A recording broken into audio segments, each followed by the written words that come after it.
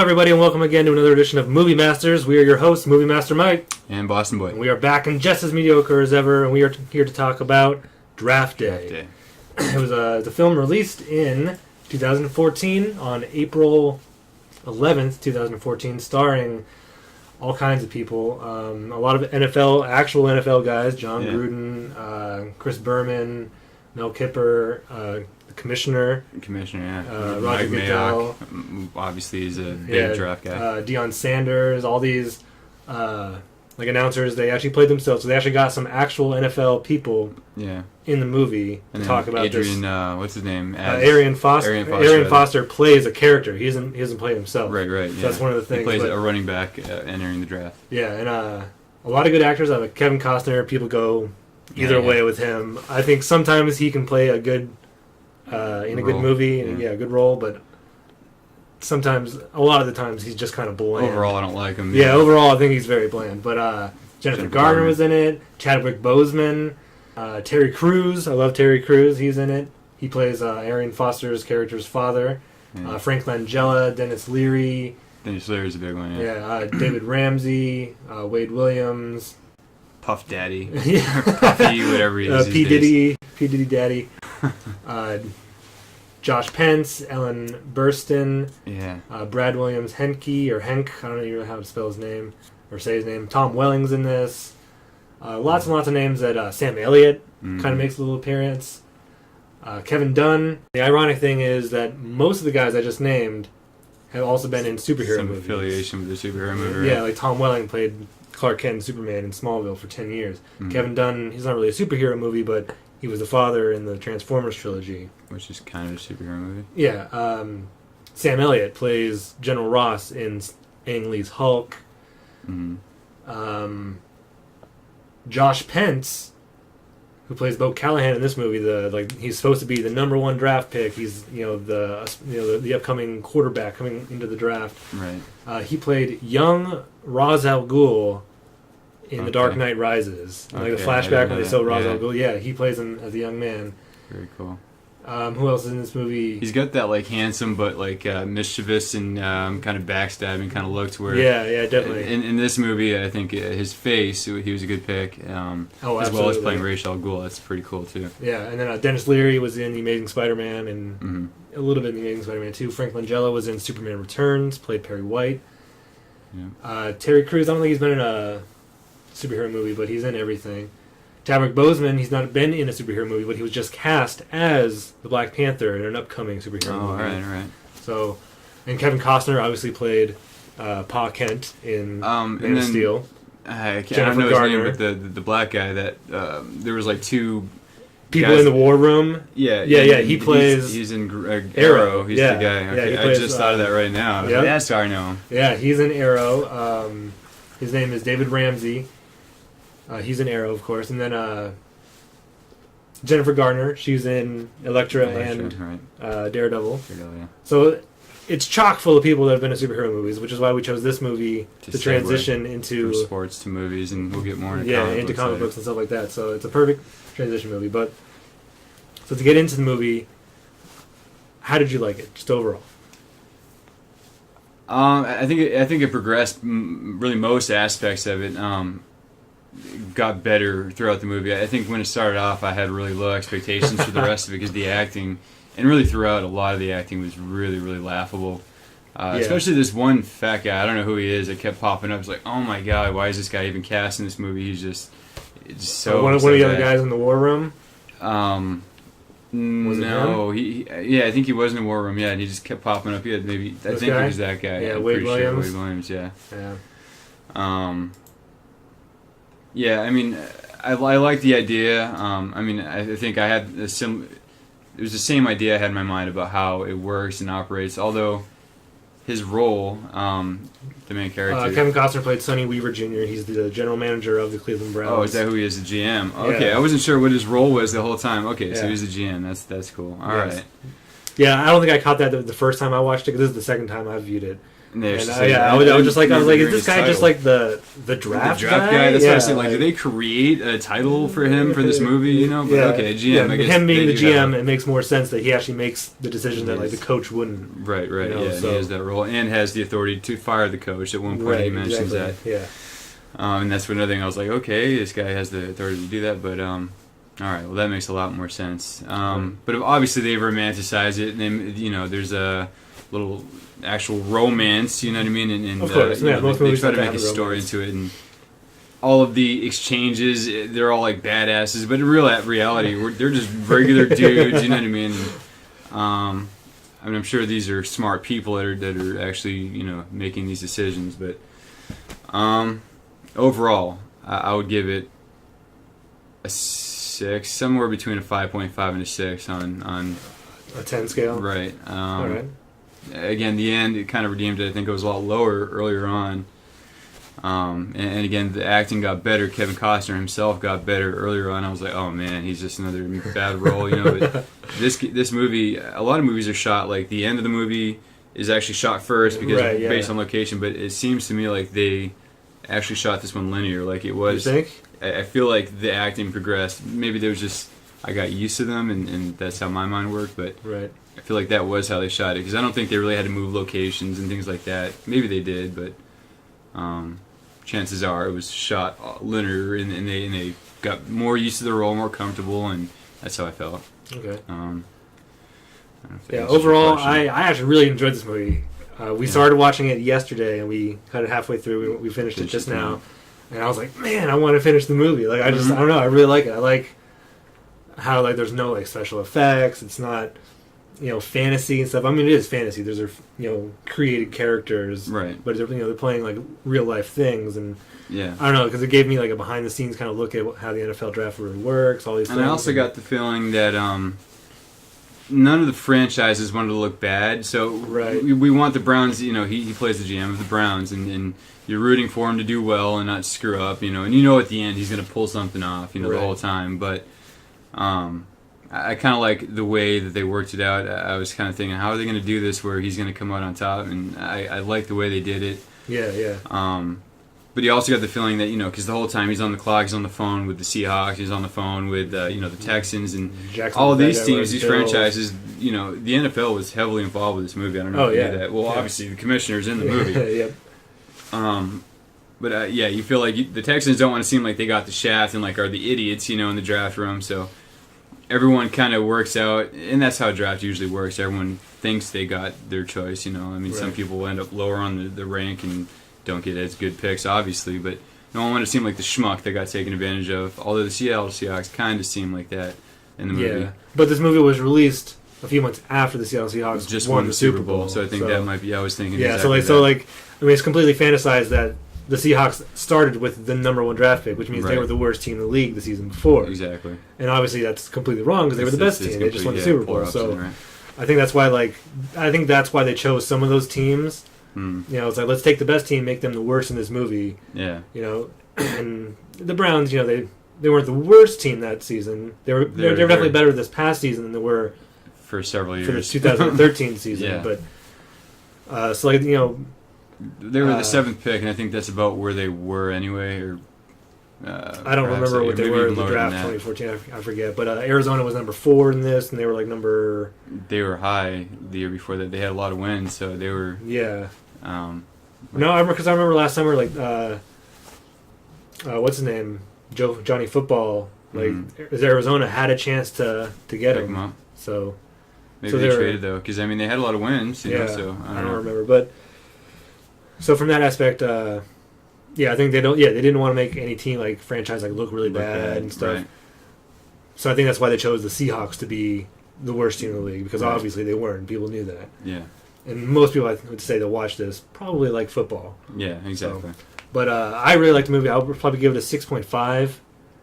Not too high. It wasn't like the greatest movie I've ever seen or anything, but I really like it. I like this, the drama of it. I like the subject matter and everything. So. I feel like it was more created and it'd be more beneficial for somebody who wasn't a football fan to actually kind of see. Obviously that's not precisely the way it works, but it is pretty accurate, Yeah, obviously without the everything being a written scripted, you know what I mean? Yeah. But yeah, I mean, as far as the way the draft works and those kind of things, the way trades work, I mean, that's pretty accurate as far as I know, and I don't know, I guess more than the next guy, most likely, but yeah. So, how did you feel about the cast overall? Well, going over this list, I actually don't like a lot. I don't really care for Denis Leary. I guess some things I've liked him in. In this movie, I liked him all right. He did good. Yeah, he did fine. I'm the same way. I'm not a huge Denis Leary fan, but yeah, I don't really love any of these characters, with the exception of what's her name, the girlfriend, Elektra, the girl, Jennifer Garner. Yeah, she's a good actress, and she's way hot. Yeah. By the way, she did pretty good in Dallas Buyers Club, which I don't think you've seen yet. No, I suggest you do. That was a pretty good movie, and she's not like all make-upped out and everything in that movie. She plays a doctor, and made me like her all the more. You know what I mean? Because I like seeing girls looking more natural, and right. But yeah, she's probably my favorite in the entire movie, and I think she probably did the best acting job in the entire movie. Yeah, I think she's a great job. I mean, I hate Puff Daddy. Yeah, but he didn't have a pivotal role or anything. Yeah, and I think a lot of these roles could have been played by absolutely anybody, right? And it would have been exactly the same type of movie. Yeah, and just a lot of them were just names to throw in there and pay not too much money, but enough to get him in the movie. Yeah, like Tom Welling, because Tom Welling played the quarterback the Browns had in the season prior to this draft, and he was really good. But he went down in what did they say, 6 weeks or something like that? Yeah, something. And so when the owner of the Browns in this movie, Frank Langella, who I think is a good actor, and he didn't do an overly fantastic job, but he played a good owner. Yeah. He was telling Sonny Weaver Jr. There were a couple points where I was like, oh man, that was really poorly acted. But anyway, well, getting back to overall, I liked the cast. I don't think anybody was like, wow, this role was meant for them, but I think they all did a fairly good job. Even Kevin Costner at times I thought was doing really good. There were some points where he was supposed to be angry, and it was just he wasn't really angry. I wasn't buying it. Yeah. But Frank Langella is the owner of the team. He tells Sonny Weaver Jr., which is Kevin Costner's character, to make a splash in the draft. Right. Don't just pick a defensive guy. We want a quarterback. We want to do something. We want to sell seats. Hype. Yeah, we need so that's why so that's why he made the trade with number one. Seattle for the number 1 draft pick. So everyone thinks, oh, they're going to pick Bo Callahan. He's supposed to be the number 1 draft pick, the quarterback coming, the Golden Boy quarterback coming out into the draft. And so his coach is pissed. He's like, we have a good quarterback, and he knows my system. I don't like rookie quarterbacks because they think they're the best and they're not. Right. And then Tom Welling's character, the quarterback Brian Drew, is pissed because he's like, I want to trade, I'm here. I'm the guy for the team, so trade me if you're just going to pick this Bo Callahan guy. And in the movie, you think, he got hurt last year, so maybe we do need a new quarterback. But the trainer comes up after Sonny Weaver makes the trade for the number 1 draft pick. He's like, oh, this, Brian Drew's, he's stronger than ever, he's faster than ever. 25 times or something like that. And so you're like, you're thinking for Kevin Costner's character, fuck, what a mistake. You already have a good quarterback. So I think a lot of these actors could have been played by anybody. Like Brian Drew could have been played by anybody. I kind of like that it was Tom Welling from Smallville. So I'm like, oh, cool, you get to see him in something else. And he didn't do an overly fantastic job, but again, he didn't have a as huge good as role. anyone else. I wasn't bothered by his acting at all. Yeah, exactly. So I liked the cast. Some people, I probably would have recast Jennifer Garner. She was the only recast I would have done. Really? Not because she did a bad job. She did a fine job. She's just not believable as his girlfriend. Yeah, she's just a little too young. And too young, yeah. Well, not even too hot, just a little too young. Yeah. Because Kevin Costner is almost in his 60s or however old he is. Supposed to be younger, maybe. I don't know. Maybe not. And she's obviously just 35 or whatever. So I guess these days that's commonplace. Yeah, but that's the only part. The only casting I would have been maybe just somebody a little bit older. But then who? I don't know. I have no idea. I haven't really thought about it, but it has to be somebody moderately attractive, so you're not. You know what I mean? I think she's probably any revenue this movie did bring in. I'm sure she had a lot to do with it. Yeah, that's true. Okay. How about the editing? I remember the first time I watched it, it had that split screen thing where you saw both characters. I wouldn't say it's quite original because I've seen it before, but I liked it. I guess it added something more to the movie. You know what I mean? Yeah. Something consistent. Yeah, like when I first watched it, I was like, I hate this split screen thing. Seeing multiple things at the same time, seeing two people on the screen talking. But I think it works when you get two people on the phone talking about a draft. You see the reaction and the facial expression as they go back and forth. At the same time, and not just cut back and forth. Right. And I got used to it, and what I hadn't seen before, because I haven't seen a whole lot of movies that use this, is where the split screen would constantly be moving, so you see more of one person than the other. Yeah. And like when Kevin Costner was on the phone, you see him and his phone in front of him, and you see whoever he's talking to on the other side of the screen. But the line that separates them would be behind Kevin Costner and his phone a little bit. So his shoulders overlapping over. Yeah. So it looks like they're in the same scene. Like you see the background of the other guy behind Kevin Costner. So it looks like they're in the same room, like, and you constantly like be moving and shifting around, like. Yeah. And I really liked that. I thought that was kind of cool because I was like, oh, like I don't like the split screen, but this makes it a little interesting because it's like there was one scene I remember even the second time, and I remember seeing it the first time I watched it where he was like walking down a hallway. I think it was when he was talking to Houston, and it looked like they were in the exact same room until the line shifted a little bit, and I was like, wow, like that tripped me out. Yeah. So I thought that was kind of cool. That, but that is cool. Yeah. And I liked how, like, when they were going to Seattle or to Houston for the first time, like it would show a cityscape and it'd say like Houston, and it'd show the stadium, home of the Texans or whatever stadium they're showing, Seahawks, the Bills at one point. Yeah, there's only a few. The Seahawks, Texans, Bills, and Jacksonville, and then the Browns in Cleveland, of course. Right. So they're the only ones that you see. But it was cool because you get to see the cityscape, and you get to see the stadium like. Looking pristine and perfect and everything. Like the shots are always like over Buffalo water. looked a lot nicer than I've never given a whole lot of thought of what Buffalo looks like, but it looked pretty nice. Yeah. I remember just thinking that the first time I watched it, I was like, wow, Buffalo looks like a clean, nice city to live in. Right. But I've heard it's not from somebody. I've heard I was mentioning. I heard that like I can't remember if it was like most proud or. Keep thinking like proud or like not likely to ever leave. I think that was what it was. In the United States, of all the cities, Buffalo's really happy, and so that's kind of cool. So there's a lot of aspects of this movie that I liked. I thought the music was fitting. Nothing over the top. It didn't have a whole lot of like pop music. Yeah. A song at the end during the credits, there was a pop song, and there might have been one here or there, but. Overall, it was like the intensity's building. The music gets a little louder for a minute there, kind of thing, but it wasn't poppy or anything. Yeah, so it was a traditional score, but it was like football fitting. It almost seemed like when you pop in like Madden, there's like music. Yeah. It seemed like Madden or NFL Films type music, but not as grandiose. Right. So I thought it was very fitting. The score was very fitting to the movie. I thought the acting was fine. I actually didn't think too much. I mean, I heard, but I didn't really think too much on the score. Next time we do this, I'll have to really pay attention to everything. The whole scope and take notes. Maybe I don't know. Yeah, definitely. I think taking notes. Well, this is the second time I watched it, so I was already thinking of things. Yeah, but I liked the movie. I thought it was a good football movie. I haven't seen a whole lot of football movies that weren't about the game and the players. This was about behind the scenes. The people running the game instead of playing the game. Right. And I thought it was cool how they did show, like when they were talking about, like Bo Callahan, they'd show some clips of him in college playing for Wisconsin. Like, it's like cool. They'd actually had to like film some football stuff. Choreograph like an entire play and everything. Yeah. Yeah. So like I thought it was cool that it wasn't just them in rooms talking. Like that none of them are made up teams, or even the college teams are actual teams. Bo Jennings, he played for Wisconsin. I think Ohio State was where.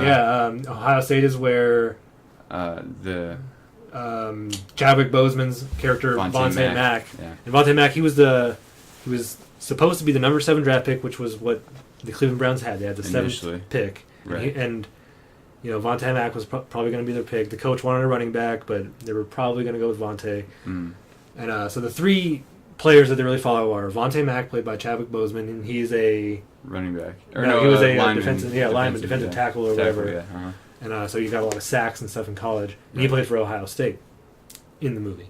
Yeah. And then there was Ray Jennings, which they don't really mention a whole lot in the movie. He was played by Arian Foster, an actual football player. Right. And he's the running back, and he played for... Wow, I forget which team he played for. And I don't remember seeing him even in a uniform. No, they did. I think it was earlier in the movie. They showed him like running because like he was like the best running back in college. Oh, okay. But I forget exactly which college. And then the other one was the quarterback, played by, I always forget his name, Josh Pence, Bo Callahan, and he played for Wisconsin. Right. So they in Wisconsin and Ohio State played each other, and they showed a lot of film of that because there was one point where they were going to do Vontae Mack. So the whole war room for the Browns had already watched all the Vontae Mack footage. Right. And now they have the number one pick. So like, oh, Bo Jennings, we're going to get Bo Jennings, Bo Callahan, and so they have. So they started watching Mack. But Vontae Mack says like, oh, pretty much you motherfucker, like, I can't afford to drop in the draft to the teens or the 20s. Yeah. Motherfucker, like, I sacked Bo Callahan 4 times in one game. Watch the film after I sack him, and then they show Bo Callahan getting flustered, and that's the tipping point. For certain at that point they're never going to go with Bo Callahan. Yeah, because Sonny Weaver Jr., Kevin Costner's character, doesn't want to pick Bo Callahan. He likes the quarterback that he chose before, or his dad chose. But in the movie you find out that he told his dad to choose Brian Drew. Right. So he doesn't want to pick Bo Callahan. So finding this out, like, I guess that was one of the critique. Real quick, while I'm thinking of it, I'm totally off topic here, but they keep saying like, what's the main character's name again? His real life name? Kevin Costner. Kevin Costner. Like, oh, you've got an eye for this. You're so good at this. But every single decision he makes in the movie was influenced by somebody. Like, yeah. Like, watch the film, and he watches the film, and then like, oh, what do you know about? And then Bo Callahan, and people keep giving him hints. These aren't things that he's going out there and finding. Like throughout the entire movie, every decision he makes is influenced by the owner. It's influenced by some guy and a coach. I don't know who he was. Oh, I think the guy you were saying that you didn't like was the guy who kept giving him the information on Bo Callahan. No, that guy I didn't mind. There's another guy. Yeah, there's another guy. Well, that guy, he's the one that gave him information on Bo Callahan. He's like, oh, he's picture perfect, but on his 21st birthday, he went to a restaurant, and like because it's him, so like people started crowding in, and like something happened. Or, window got broken or a fight broke out, and it had nothing to do with him. It was just the fact that he was there. He's like a celebrity, right? In Wisconsin. And then the cops came. Have to take everyone's name. And here's the thing: none of his teammates were on that list. Yeah, so none of his teammates came to his birthday party. So he calls the Wisconsin coach. Is like, what do you know about Bo Callahan? He's like, oh, he's the greatest guy. One of the best I've ever coached. And this is Sam Elliott. Yeah, from Tombstone and. Yeah, and Hulk and everything. And he's like, so what about his birthday party? He's like, oh, you really think that Bo Callahan doesn't have any friends? He's like, or do you think that when the cops showed up and they realized like none of these kids did anything wrong, so why jeopardize their future by writing all their names down in this incident? Right.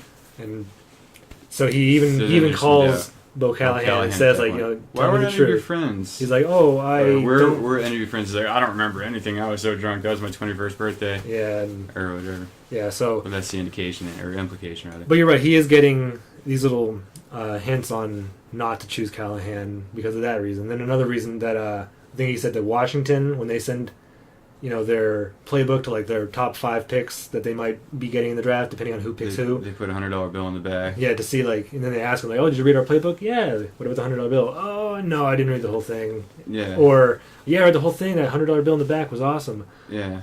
And Bo Callahan hadn't actually even read the playbook. Yeah, he said he read the whole playbook, and then when they asked him about the $100 bill, he's like, he lied about it and said, "Oh yeah, good one, guys." Yeah, yeah. So he was the only player that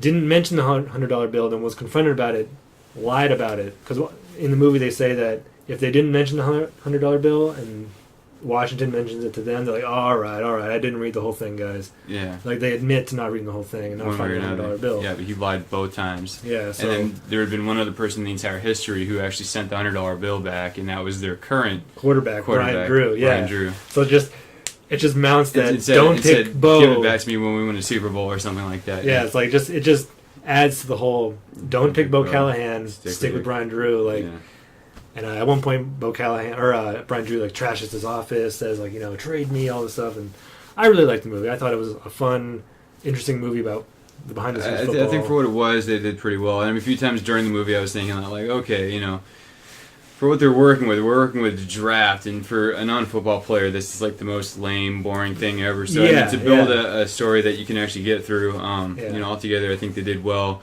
Not to mention, it's a huge undertaking, to actually get all these teams to agree. And one reason I kept noticing that the Patriots weren't involved with the movie, I could never see the Patriots agreeing. Even if the NFL is in on this, I can't see them saying, "Yeah, come in and put actors pretending to be our coach and all this stuff." Like, could never see them doing that. But I mean, yeah, to orchestrate this whole thing of reenacting the draft, all these extras to like, because they probably that's where I think all their money went, and why they have all these actors, but none of them are A-list actors, with the exception of Kevin Costner, and even him, he hasn't been an A-list actor in a couple of decades. Well, in like the last couple of years, he's kind of had a resurgence. Like this movie, he had 3 Days to Kill. There was another one, and even later this week, I think today maybe, or maybe next Friday, he's doing another sports movie. Oh, really? Okay. Yeah, so he's done quite a few in the last just couple of years. Man of Steel he was in. Oh, yeah. So he's kind of been coming back.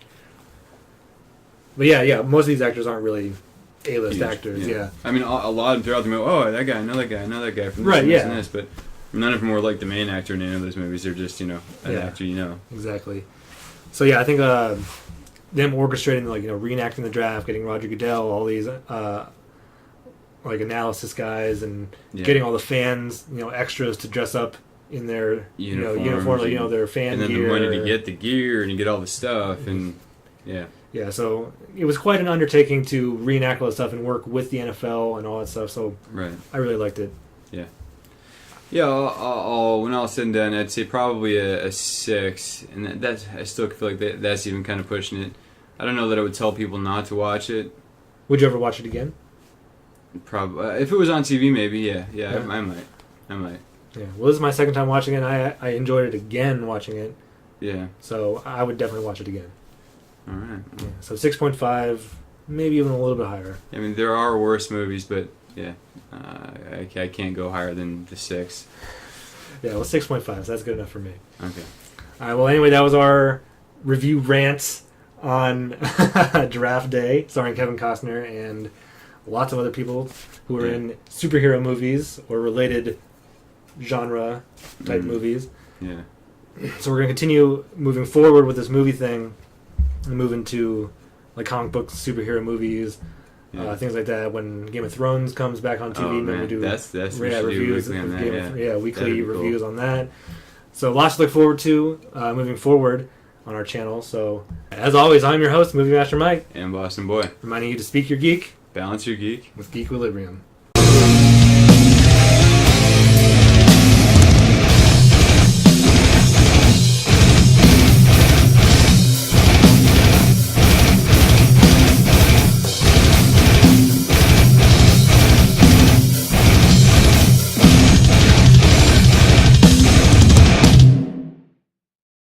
P. Diddy Daddy.